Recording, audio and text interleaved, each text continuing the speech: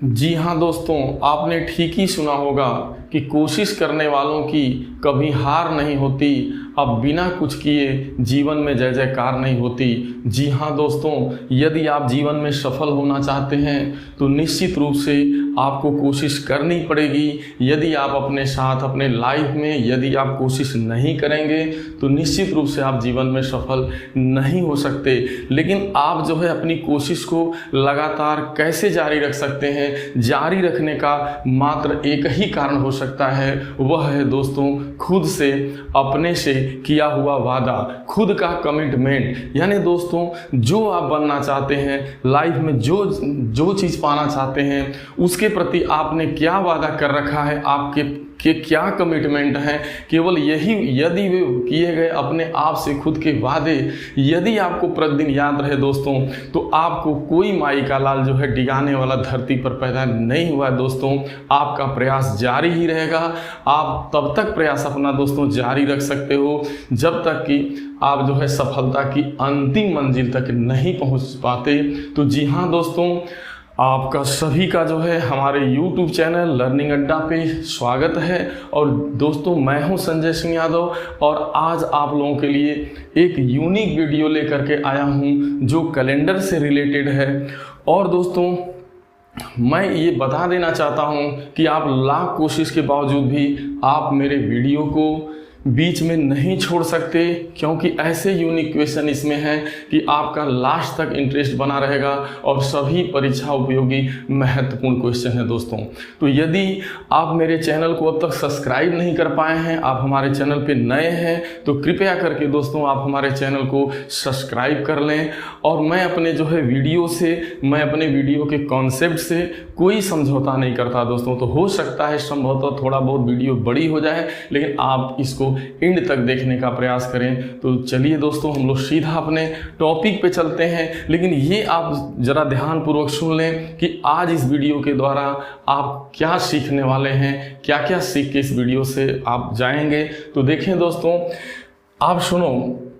जैसे इस प्रकार के प्रश्न प्रतियोगी परीक्षा में आए हैं, जैसे आपसे पूछा जाएगा कि 1850 और 2050, 1850 और 2050 के बीच कितने अधिवर्ष हैं, यानी कितने लीप वर्ष हैं, ये आपसे पूछा जाता है। तो दोस्तों बताओ, आप ऐसे क्वेश्चन को जब आप नहीं समझें अच्छे से तो नहीं बता सकते कि 1850 से 2050 के बीच कितने लीप वर्ष आने वाले हैं।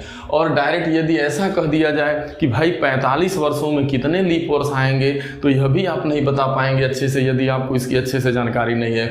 और जो दोस्तों हमारा जो यूनिक क्वेश्चन है जो बार बार पूछा जाता है, जैसे कि आपसे यदि कोई पूछ दे या पूछ नहीं दे, ये परीक्षा में पूछा गया क्वेश्चन है यूपीएसआई में कि वर्ष 2007 का जो कैलेंडर है वह किस वर्ष के समान है।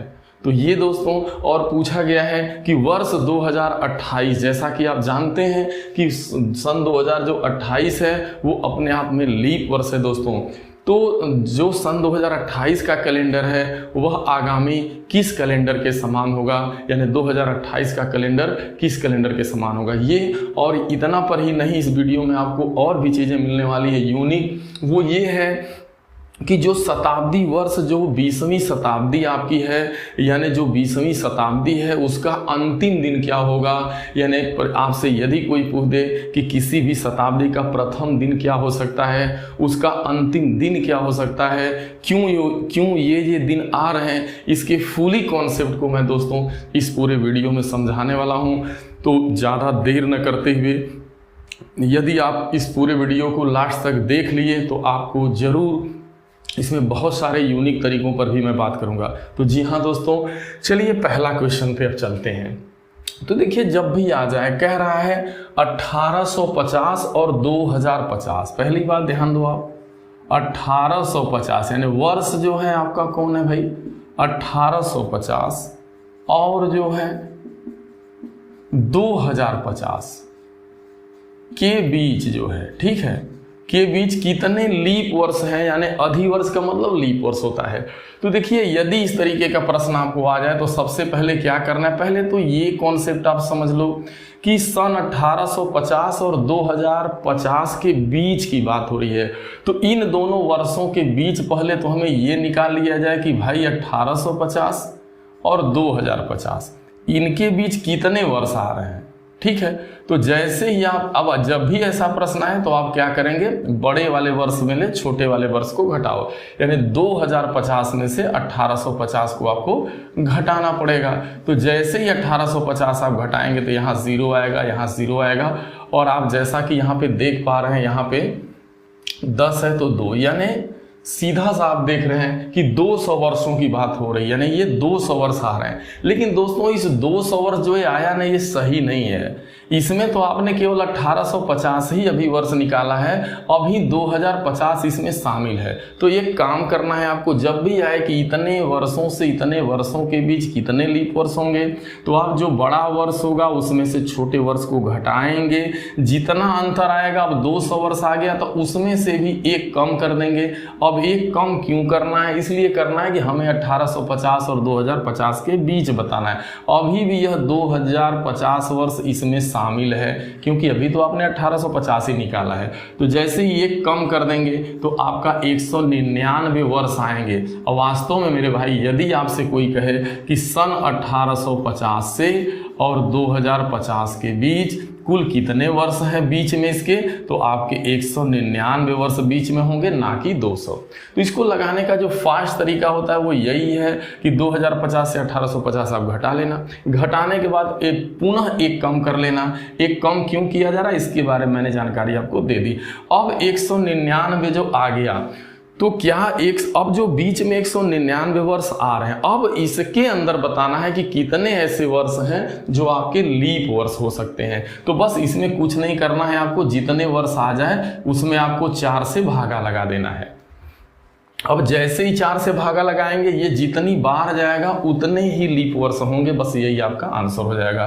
तो जैसे कि आप देख पा रहे हैं, 4 चौक को 16, 4 बार लेके जाएंगे तो 16 होगा, फिर यहाँ 3 बचेगा 39, और 4 9 36 आप देख रहे हैं, 4 9 36, 4 10 40, 4 9 36, तो इसका मतलब 9 बार ही जाएगा, 3 शेष बचेगा। शेष से मेरा मतलब नहीं है मेरे भैया, जितना अंतर आए उसमें 4 से भागा दे देना आप, और जितनी बार जाएगा उतना ही लीप वर्ष आएगा। तो आप देख पा रहे हैं कि 199 जो बीच में वर्ष हैं, इसमें 49 वर्ष ऐसे हैं जो कौन से वर्ष हैं मेरे भाई, लीप वर्ष हैं, यानी वो अधिवर्ष हैं। देख लो आप यहाँ पे, तो आपका देखो ये बी वाला आंसर आपका सही हो रहा है। तो जब भी ऐसा क्वेश्चन आए, देखिए अभी एक क्वेश्चन यहाँ पे और लिए हैं, चलिए तो एक बार पुनः समझ लो आप अच्छे से। देखिए अगर जिन जिन वर्षों के बीच लीप वर्ष पूछेगा तो सबसे पहले हम बड़े वर्ष में से छोटे वर्ष को घटा करके अंतर कर लेंगे, जैसा कि अंतर करने पे 200 वर्ष आया। अब 200 वर्ष नहीं होगा मेरे भाई, इसमें 2050 अभी शामिल है, एक और कम कर दिया करिए, घटाइए फिर एक और कम कर दीजिए, फिर जितना आएगा वो बीच के वर्ष आ जाएंगे, यानी 199 वर्ष इन दोनों के बीच में है। अब 100 जितना वर्ष आ जाए मेरे भैया उसमें 4 से भागा देना है। 4 से क्यों भागा देना है, क्योंकि लीप वर्ष होने के नाते यहाँ पे हम 4 से भागा लगा देंगे। तो जैसे ही 4 से भागा लगाएंगे, जो 4 के राउंड में आएगा, तो कितनी बार गया भाई, 199 में 4 का भागा दिया तो 49 बार गया, यानी जो ये आएगा वही लीप वर्ष होगा। आपका जवाब सही हो गया। चलिए नेक्स्ट क्वेश्चन की तरफ बढ़ते हैं। अब बात आपको अच्छे से समझ में आ गई, अब कोई दिक्कत नहीं होगी नेक्स्ट क्वेश्चन में। देखो आप कितनी रफ्तार आपके पास हो जाएगी।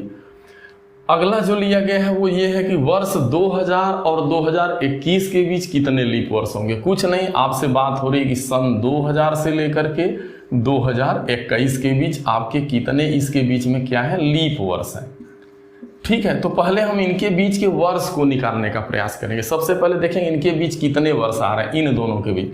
तो मैंने नियम वही बताया कि 2021 जो बड़ा वर्ष होगा उसमें से छोटे वर्ष को घटाएंगे, तो आपका कट करके 21 वर्ष आ रहा है। अब ये 21 वर्ष नहीं माना जाएगा, इन दोनों के बीच 21 वर्ष नहीं है। 2000 से 2021 के बीच की बात करेगा तो 21 वर्ष नहीं आएगा, 20 वर्ष आएगा। आप भी ऐसे व्यवहारिक भी जान पा रहे हो। तो आपको पुनः क्या करना है, 21 आ गया, अब 21 आ गया तो उसमें से एक कम कर देंगे तो 20 आ जाएगा। यह जो है इन दोनों के बीच में कितने वर्ष है मेरे भाई, 20 वर्ष। अब ये 20 वर्ष जो आ रहा है, अब इसमें ये हम लोगों को पता करना रहेगा कि भाई इनके बीच में तो 20 साधारण 20 वर्ष आ रहा है। अब इनमें आपको बताना है कि इनमें कितना लीप वर्ष है मेरे भाई। तो लीप वर्ष निकालने के लिए कुछ नहीं, आपको जितने वर्ष आ रहे हैं उसमें 4 से भागा लगा देना, जितनी बार में पूरा कट जाए। यानी 20 में आप 4 से भागा लगाते हैं, 5 बार में पूरा कट जाता है। यानी कितने लीप वर्ष आ गए मेरे भाई? 5 आ रहा है। तो अब इन 20 वर्षों में देखा जाए, इन 20 वर्षों में जो लीप वर्षों की संख्या है वो 5 वर्ष है। 5 ऐसे वर्ष हैं जो आपके इसके यानी 2000, आप देख पा रहे हैं कि सन 2000 से लेकर के 2021 के बीच लीप वर्ष, आने वाले लीप वर्षों की संख्या क्या हो जाएगी? 5 लीप वर्ष इसके अंतर्गत आएंगे, 5 अधिवर्ष आएंगे। चलिए इसका भी हल निकल गया, यानी इसका जो आंसर आ रहा है वो 5 आ रहा है। अब चलिए यदि कभी कभी परीक्षाओं में देखो, ये वाला जो पहला वाला प्रश्न है ना, ये देखो, ये पहला प्रश्न यूपीएसआई 2017 की परीक्षा में पूछा गया है। इसी के आधार पे 2011 में ये प्रश्न आया हुआ है।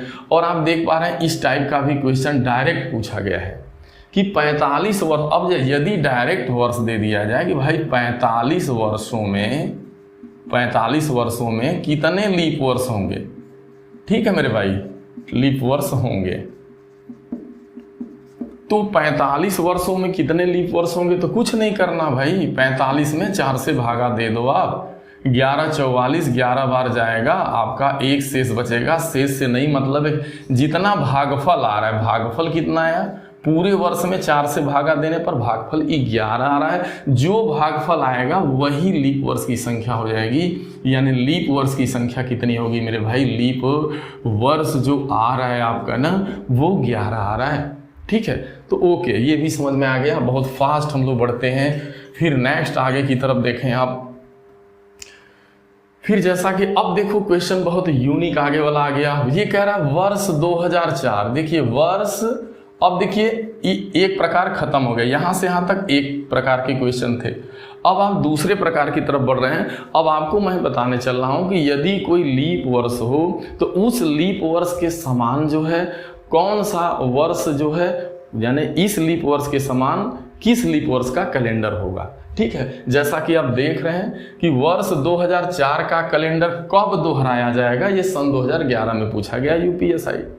तो कब दोहराया जाएगा, मतलब ये इसी के समान होगा। मतलब समझो जरा, अब वर्ष का दोहराया जाने का मतलब ये है कि मान लीजिए अगर पहली तारीख को सन 2004 में मंगलवार रहा है तो जो इसके समान कैलेंडर होगा उसमें भी 1 जनवरी को मंगलवार ही होगा, तभी समान बोला जाएगा।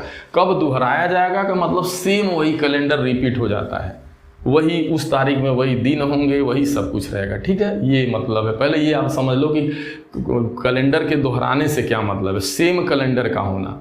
तो अब भैया यहाँ पे देख लो, वर्ष 2004 का कैलेंडर कब दोहराया जाएगा, कैलेंडर कब आपका दोहराया जाएगा यानी किस वर्ष दोहराया जाएगा, वो कौन सा किस वर्ष का कैलेंडर इसके सेम होगा। तो याद रखना मेरे भाई, जब लीप वर्ष कहा जाए तो आपको कुछ नहीं करना है, बस एक चीज ध्यान देना कि कोई भी जो लीप वर्ष होता है, कोई भी अधिवर्ष जो होता है, उसके समान अगला वाला कैलेंडर कब आएगा, ठीक 28 वर्ष के बाद आएगा। यानी सिर्फ आपको 28 जोड़ देना है, दिए गए वर्ष में आप 28 जोड़ दीजिए, जो आएगा अगला वही उसका जो है सेम कैलेंडर वर्ष माना जाएगा। जैसे यहाँ 2004 के समान पूछा है तो 2004 आपको लिख लेना है, और इसमें जैसे ही आप 28 जोड़ देंगे, 28 जोड़ेंगे, क्योंकि याद रखना अब ऐसे आप जो साधारण वर्ष का हम एक तरीका बता रहे हैं, तो फिर लीप वर्ष वाले में वो तरीका बहुत बड़ा हो जाएगा। साधारण वर्ष में मिल जाता है लेकिन लीप वर्ष में बहुत लंबा जाता है,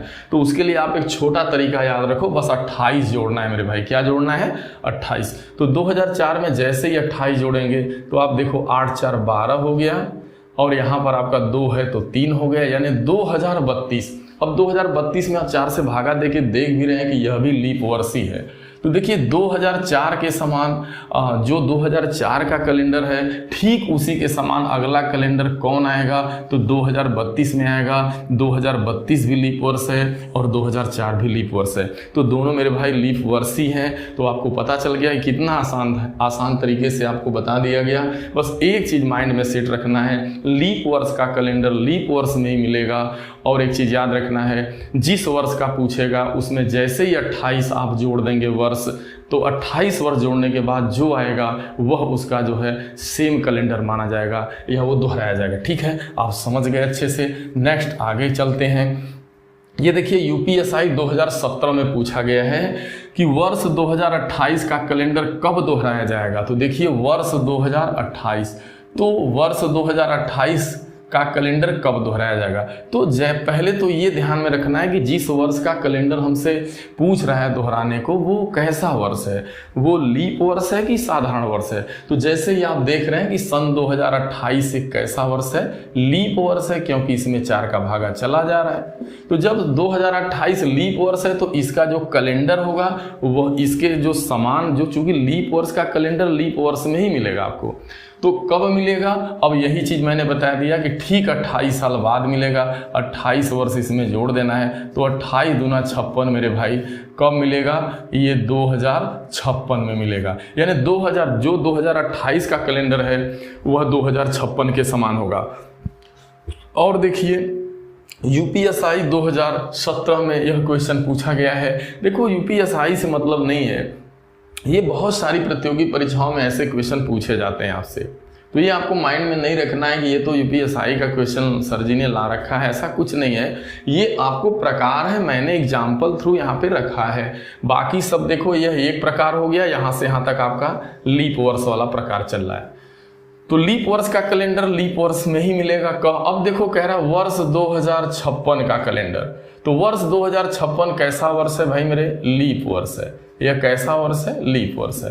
तो इसका जो कैलेंडर मिलेगा, या जो लीप वर्ष है इसका जो कैलेंडर मिलेगा वो कब मिलेगा, लीप वर्ष का लीप वर्ष में ही मिलेगा। तो बस 28 वर्ष इसमें जोड़ देना है, बस तुरंत अगला उत्तर बता देंगे। 8 6 14, 5 2 7 1 8 और 2084 भी देख रहे हैं लीप वर्ष ही है, यह भी लीप वर्ष है। तो इसके जो समान कैलेंडर होगा, जैसे मान लो कि 2056 में जो है पहली तारीख को बृहस्पतिवार था, तो जब 2084 में आप जाओगे ना तो वहां भी पहली तारीख को आपका बृहस्पतिवार ही होगा। सेम कैलेंडर चलता है। चलो बात समझ में आ गई।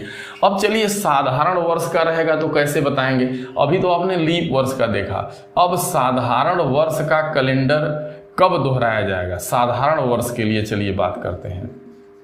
तो इसके लिए थोड़ा सा आप एक तरीका ही समझ लेना। जैसे देखो 2 क्वेश्चन यहाँ पे मैंने लिया है, तो ये कहा जा रहा, और यह जो 2000 आपका ये यूपीएसआई 2017 में यह भी पूछा गया क्वेश्चन है कि वर्ष 2007 का कैलेंडर कब दोहराया जाएगा। तो पहली बात सुनो बेटा, अब आपको कह रहा है कि वर्ष 2007 का कैलेंडर कब दोहराया जाएगा। तो जिस कैलेंडर के दोहराने की बात कर रहा है वो कैलेंडर को वो तो छोड़ देंगे आप। जैसे 2007 का कैलेंडर किसके समान होगा, तो अब आपको 2007 को छोड़ देना है, उसके बाद के वर्षों को लिखना है। तो उसके बाद के वर्ष क्या होंगे जरा बताएंगे। 2008 होगा, एक बार मैं लिख दे रहा हूँ 2009, तो मैं यहाँ पे ऐसे 2008 होगा, 9 होगा, 10 होगा, 2011 होगा, ये चीज़ आगे रहेगी वही। यानी आप लिख दो ऐसे 2009 होगा, 2011, 2008। देखिए जिसका पूछेगा उसको छोड़ करके आपको चलते बनना है, लिख लेना है कुछ वर्षों को, थोड़ा 2 4 10 वर्ष लिख लो। जैसे 2008, 2009, 2010, 2011 आएगा, फिर 2012 आएगा, फिर आपका 2013 आएगा, फिर 2014 आएगा, फिर 2000 मान लीजिए 15 आएगा, 2017 आ गया, 2018 आ गया, मान लीजिए 2019 लिख दिया आपने, 2020। एग्जाम में ऐसा भी नहीं लिखेंगे आप, सीधा आप बस ऐसे आप डाल देते हैं। जैसे आप ये तरीका डाल देते, 2007 का पूछ रहा है तो 2007 के बाद कौन वर्ष आएगा, 8, 9, 10, 11, 12, 13, 14, 15, ऐसे आप करके वर्षों को डाल सकते थे। चलो तो अब हमें यहाँ क्या करना है, बस कुछ नहीं करना। जब हमें साधारण वर्ष का देगा तो हमें इन साधारण वर्षों के विषम दिनों को देगा। तो देखिए 2008 की बात कर रहे हैं तो यह एक लीप वर्ष है। 2008 जैसे ही शुरू हुआ, क्योंकि 4 का भागा चला जाएगा, तो जब 2008 लीप वर्ष है तो इसमें जो विषम दिन होता है वो 2 होता है, और साधारण वर्षों में जो विषम दिन आता है 1। अब विषम दिन है क्या, आपको अच्छे से पता है कि दिनों की संख्या में, यानी मान लीजिए साधारण साल 365 दिन का होता है, 7 से भागा लगाएंगे तो यह जो है 52 बार में 364 आता है और 1 शेष बचता है। तो जो 1 शेष बच गया यही आपका विषम दिन है, यही अतिरिक्त दिन है। तो वो साधारण साल में 1 दिन होता है, आप जानते भी हैं, और लीप ईयर में 2। चलो तो यहाँ 2008 में 2 मिलेगा, अब इसमें 1 है साधारण वर्ष, यह भी साधारण और 11 भी साधारण, 12 लीप वर्ष हो गया, फिर 1 1 1 और 2017 में भी 1 मिलेगा, ध्यान देना। 13 भी लीप साधारण है, 14 भी साधारण, 15 भी, ओहो सॉरी यहाँ गलत लिया, 15 के बाद 16 17 18, मान लीजिए यहाँ पे 2019 2020, ठीक है। 16 आपका 2016 लीप वर्ष है तो 2 विषम दिन होगा, 17 1 1 1 और यहाँ पे 2 कर दे, बस इतना छोड़ दो आप। फिर देखिए अब यहाँ पे एक काम करना, 2007 का है तो हम 8 से शुरू करेंगे और देखिए वही जो है वही साधारण वर्ष का जो कैलेंडर तभी दोहराया जाएगा जब यदि आप जो है उन वर्षों के जो है विषम दिनों को जोड़ो और जोड़ने के बाद वो 7 से कट जाए, या तो 7 आ जाए या 14 आ जाए। जैसे देखो 2 में जैसे ही 3 जोड़ेंगे, 2 में 1 जोड़ेंगे, 3 1 4 1 5 2 7, तो जैसे 7 के पास तो आप देख रहे हो यहाँ 7 आ गया, तो मैंने आपसे कहा था कि नहीं या तो 7 से कट जाए या डायरेक्ट 7 आ जाए उस वर्ष के पास जाके, या तो आपका 14 आ जाए। लेकिन आप देख रहे हैं कि यहाँ पे 7 जरूर आ रहा है, यहाँ जोड़ने पे 7 आ रहा है यहाँ से यहाँ तक, लेकिन सवाल इस बात का है कि ये मेरे भाई 2 लीप वर्ष है। तो आपको पता है ना कि कभी भी जो है साधारण वर्ष का कैलेंडर लीप वर्ष नहीं हो सकता और लीप वर्ष का कैलेंडर साधारण वर्ष में नहीं मिलेगा। तो ये 2012 अब लीप वर्ष है, तो अब हमें इसके आगे बढ़ना होगा। तो 7 में जैसे ही 1 जोड़ेंगे 8, फिर 9, फिर 10 और 10 2 12, 1 13 और 1 14। आप 2018 के बाद जाइए, आप यहाँ तक विषम दिन को जोड़ते हुए चले आइए। 2018 के देखिए 2012 के ऊपर 7 आ रहा है और फिर यहाँ 2018 तक 7 आ रहा है, कुल मिला के 14। आप जोड़ के देख लेना अच्छे से। देखो 1 2 3 4 5 6 7 8 9 10 11 12 13 14, 14 आ गया। जहाँ 14 आ गया अब ये 2018 लीप वर्ष नहीं है, साधारण वर्ष है। तो इसका मतलब वर्ष 2007 का जो कैलेंडर होगा वह जो है वर्ष 2018 में दोहराया जाएगा।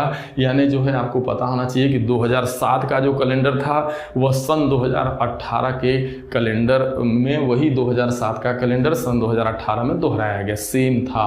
यही आपसे पूछा गया था। अब इसको कैसे जल्दी आप कर पाएंगे, तो जल्दी अब समझ में बात आ गई तो आपको कुछ नहीं करना, फास्ट तरीका बता रहा हूं, एक बार और समझ लो आप। जैसे 2007 का पूछ रहा है तो बस ऐसे आप 7 का छोड़ दो, फिर आपका कौन वर्ष आएगा, 8 आएगा, 9 आएगा, 10 आएगा, 11 लिख दो, 12 लिख दो, 13 वर्ष, 2014, 2015, 2016, 17, 18, 19, 20 ऐसे आप लिख लो थोड़ा आगे, 10 कम से कम 10 तो लिखिए लो। अब इनके अतिरिक्त दिनों को लिखते चले जाओ। तो ये आपका लीप वर्ष है तो जाहिर सी बात है 2008 2 1 अतिरिक्त दिन, देखो 2 दिन 1 दिन 1 दिन 11, फिर 12 है तो 2 दिन, 13 है तो 1 दिन, 14 1 दिन, 15 1 दिन, 16 वर्ष में 2 दिन, यहाँ 1 दिन 1 दिन 1 दिन और 2 दिन। अब आपको जोड़ते चलना है, शुरू से जोड़ो, जहाँ जोड़ने पर जिस वर्ष के सामने ठीक 7 आ जाए या 14 आ जाए तो वही उसके समान होगा। बट यह ध्यान देना है कि जोड़ते वक्त यदि 7 या 14 आ रहा है उस वर्ष के सामने, लेकिन यदि वह लीप वर्ष है तो वह कैलेंडर उसका समान नहीं होगा, क्योंकि साधारण में लीप नहीं आ सकता मेरे भाई। तो चलो बस हो गया, आप देख लो आप यहाँ से।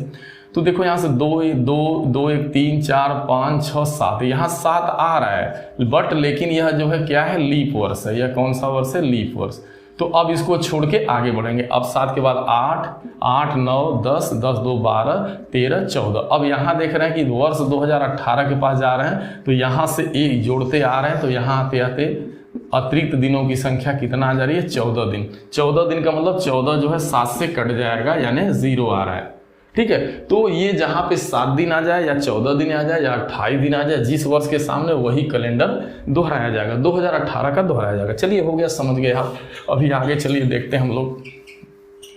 तो अगला आपसे पूछा है 2005 का कैलेंडर कब दोहराया जाएगा। तो बस कुछ नहीं, 2005 लिख दो आप। अब इसके बाद 6 लिख दीजिए। देखिए 6 7 8 9 10 11वां वर्ष, 12वां 13वां, 2014 2015 16 17 18 19 20 21 22 ऐसे लिख दो आप। फिर इनके अतिरिक्त दिन लिखो। जैसे 6 लीप वर्ष नहीं है, 1 हो जाएगा, 7 की जगह 1 हो जाएगा, 8 की जगह 2, 1 1 1 1, 3 के बाद जरूर 2 आएगा। फिर 1 वर्ष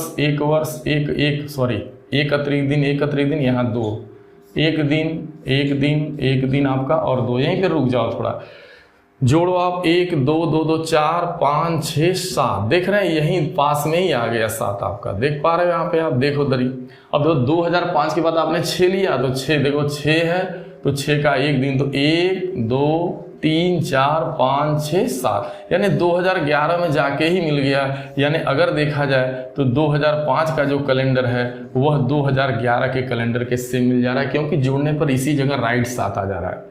तो जिसके सामने 7 आ जाए या 14 आ जाए तो वो, अब 14 की बात करते हैं आप, तो यहाँ देखो तो आप 7 के बाद 8 9 10 11 12 13 14, 2016 के पास 14 आ रहा है, तो 2016 के पास 14 आ रहा है, तो ऑलरेडी आप देख पा रहे हो कि ये लीप वर्ष है। फिर ऐसे आगे बढ़ेंगे, मतलब 2011 के समान होगा। चलो नेक्स्ट जो है बढ़ते हैं। अब ये आप जान गए, ये आपको अच्छे से पता हो गया कि लीप वर्ष का लीप वर्ष में मिलेगा, साधारण वर्ष का साधारण वर्ष में मिलेगा, ये सारी चीज़ें। अब देखो एक अलग चीज़ यहाँ पे बताने वाले हैं आपको। तो यदि देखिए सबसे पहले अगर शताब्दी वर्ष को बहुत अच्छे से समझना है, यहाँ पे विषम दिनों को समझना है, तो मैंने कैलेंडर की एक बहुत यूनिक वीडियो इसके पहले बना रखी है, वहाँ जाके पहले उस वीडियो को आप देख लेंगे तो ये चीज़ और अच्छे से आपकी क्लियर हो जाएगी। अभी देखो एक क्वेश्चन आया है, यह UPSI 2017 में कहता है सप्ताह का कौन सा दिन, ध्यान देना मेरे भाई, सप्ताह का कौन सा दिन, कह रहा है कि 20वीं शताब्दी, यानी शताब्दी 20, यानी सप्ताह का कौन सा दिन 20वीं शताब्दी का, कह रहा है अंतिम दिन होगा। ठीक है, अंतिम दिन होगा। तो कुछ नहीं, जब भी ऐसा प्रश्न आया तो पहले इसको लगाने का मैं तरीका बता दे रहा हूँ। पहली बात ये थोड़ा समझ लो। अब देखिए 100 वर्षों को एक शताब्दी कहते हैं। अगर 100 लिखा गया यहाँ पे, सॉरी, अगर 100 शताब्दी है, अगर 100 शताब्दी यानी 100 लिखा गया है, तो आपको पता है कि 100 वर्षों में विषम दिनों की संख्या 5 होती है। आप उस वीडियो को जाके देख लेना। 100 वर्षों में विषम दिनों की संख्या 5 होती है। 200 वर्ष में जो विषम दिन मिलते हैं 3 मिलते हैं। 300 वर्ष में विषम दिन 1 मिलता है। और 400 वर्षों में विषम दिन जो है आपका 400 वर्ष है। अगर 400 वर्ष है यानी 400 शताब्दी वर्ष है तो इसमें विषम दिन की संख्या 0 आती है। और एक चीज ध्यान देंगे, अंतिम दिन देखिए यहाँ 5 है तो 5 का देखिए 1 का मतलब सोमवार, 5 का मतलब शुक्रवार, तो सोमवार मंगलवार बुधवार बृहस्पतिवार शुक्रवार हो जाएगा। 3 का मतलब बुधवार, सोमवार मंगलवार बुधवार। 1 का मतलब सोमवार, 0 का मतलब, अगर 400 वर्ष है तो इसका सीधा 0 हो जाएगा। अब देखो एक काम करते हैं, अब जैसे 2000 का आया है ना, तो डायरेक्ट 2020वीं शताब्दी का मतलब सीधा आपका जो है यहाँ पे आपका 20 यानी 20वीं शताब्दी का मतलब 2000 वर्ष की बात कर रहा है। ठीक है, 20वीं शताब्दी, 20 का मतलब 20 वर्ष, तो 20 गुणे 100 करेंगे, 20 गुणे 100 करेंगे तो क्या होगा आपका 2000 आएगा। और 2000 का मालूम है, 2000 को जैसे ही आप जो है 400 से डिवाइड करेंगे, यानी शताब्दी वर्ष से डिवाइड करोगे, क्योंकि 4 का मान 0 है, संडे है, तो जैसे ही आप इसको डिवाइड करोगे तो 4 5 20, ये आपका कितने बार में कट जा रहा है 5 बार में, यानी 5 बार में पूरा का पूरा कट जा रहा है। यानी यहाँ विषम दिन कितना आ गया मेरे भाई 0 आ गया। अगर विषम दिन 0 आएगा तो वो कौन सा दिन होने वाला है, रविवार। यानी ध्यान देना, सप्ताह का कौन सा दिन जो है 20वीं शताब्दी का अंतिम दिन होगा, तो वो अंतिम दिन आपका जो होने वाला है वो आपका क्या होगा मेरे भाई, वो अंतिम दिन आपका जो 0 आ रहा है पूरा कट जा रहा है 20वीं शताब्दी का, तो वो 20वीं ये शताब्दी का दिन आपका यहाँ पे रविवार कर देंगे।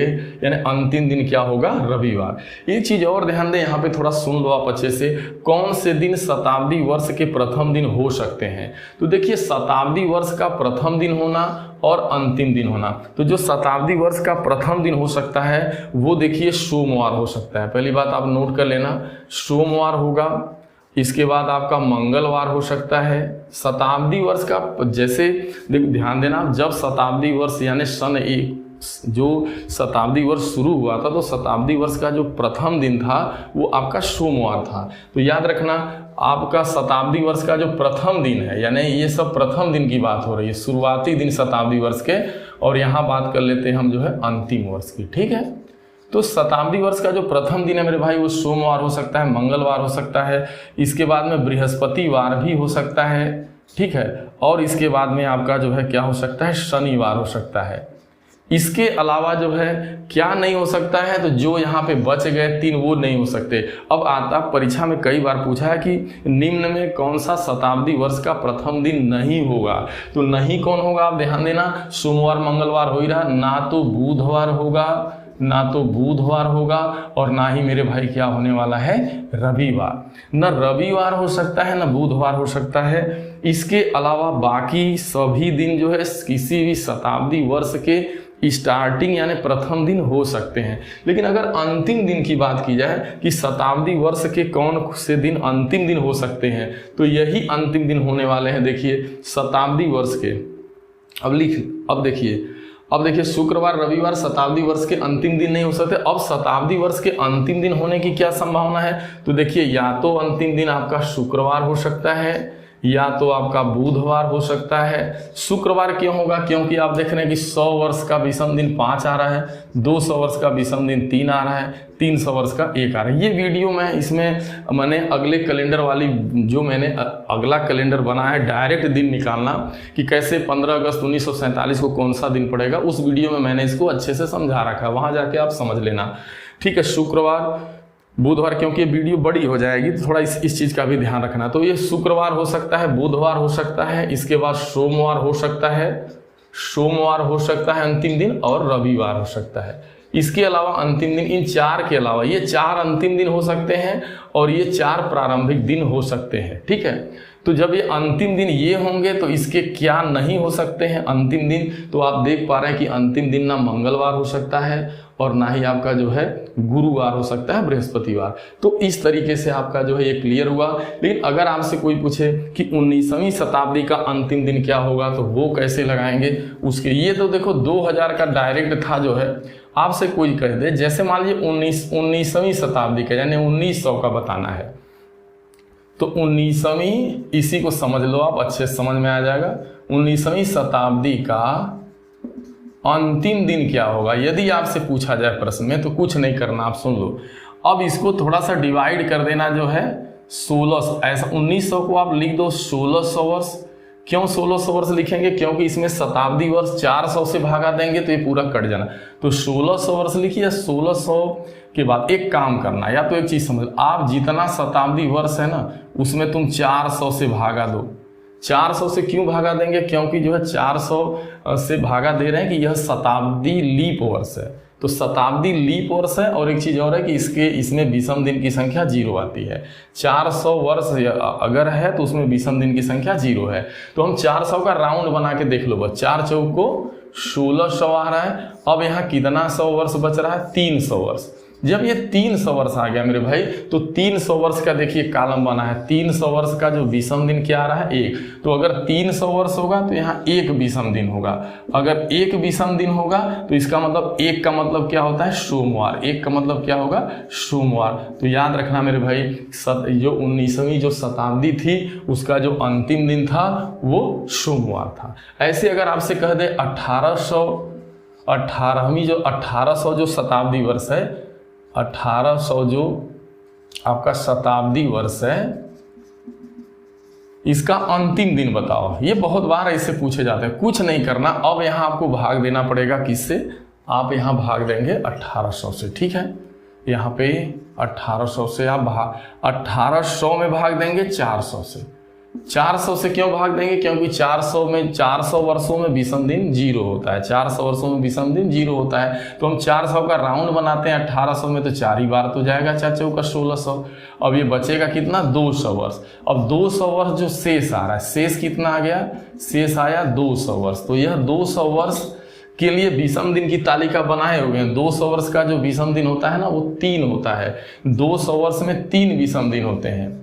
देखिए 200 वर्ष में 3 विषम दिन होते हैं, तो इसका मतलब 200 वर्ष में जब 3 विषम दिन हो रहे हैं, अब ऐसे भी विषम दिन निकालना बताएं मेरे भाई कि 100 वर्ष में 5 विषम दिन होता है, तो 200 वर्ष में 10 विषम दिन होगा। 10 में 7 से भागा लगाएंगे तो 3 आएगा। 3 विषम दिन आने का मतलब, 3 विषम दिन आने का मतलब सोमवार मंगलवार बुधवार, यानी 18वीं जो शताब्दी 1800 शताब्दी का जिस दिन अंतिम दिन था उस दिन कौन सा दिन रहा होगा, बुधवार रहा होगा। 3 का मतलब बुधवार। तो इस तरीके से आपको ये पूरा जो आपका जो सारे क्वेश्चन थे ये आपको मैंने अच्छे तरीके से इसका जो है अच्छे तरीके से समझाने का प्रयास किया, और मुझे उम्मीद ही नहीं, साथ में पूर्ण विश्वास भी है कि ये वीडियो आपको ज़रूर अच्छे से समझ में आया होगा। यदि आप हमारे चैनल पे नए हैं तो अब तो हमारे चैनल को आप कम से कम सब्सक्राइब कर लें, और इसे ज़्यादा से ज़्यादा जो है अपने लोगों में, अपने जो है व्हाट्सएप ग्रुप पे, फेसबुक पे ज़्यादा से ज़्यादा सेंड करें, ताकि हम आपकी जो है मदद कर सकें, और इस प्रकार की अच्छी से अच्छी और वीडियो हम आपके लिए बनाते रहें। हमें इससे मोटिवेशन भी मिलता रहेगा। तो थैंक यू, धन्यवाद। मिलते हैं हम लोग फिर नेक्स्ट वीडियो में, तब तक के लिए धन्यवाद।